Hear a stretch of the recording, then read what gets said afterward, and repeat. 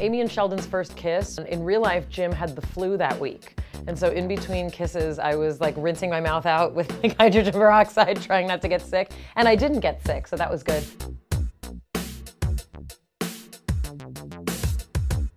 I think that I learned for boying up, even though I feel like as a scientist and like Dr. Mom, I think I, should kind of have it together. There's still a lot to learn, through the process of parenting boys. I can have a tendency to overtalk and to kind of want to like over-communicate and over-process.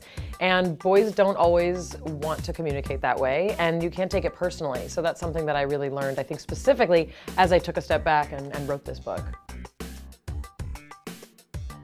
I started a website almost 3 years ago called Grok Nation, and I also have a YouTube channel. I started both as a way to sort of put more of myself out there in a culture that seems to be interested in hearing what goes on in people's minds. I don't share every single detail of my life or my kids' lives or my dating life or anything like that, but I do try and bring up things that I hope people will, maybe gain some insight into or open up conversations so that even if people don't agree with me, we can start modeling what it's like to have healthy, online communication in particular.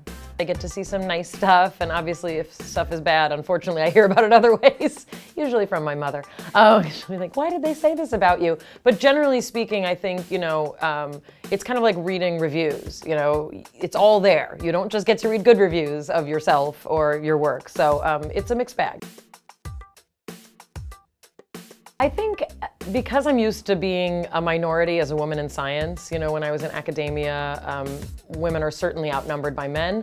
That's a kind of kinship that I feel with Amy because she's also a scientist and a lot of the world that she operates in is male. I had never seen The Big Bang Theory when I was asked to audition for it. You don't need to be a scientist to play one on TV.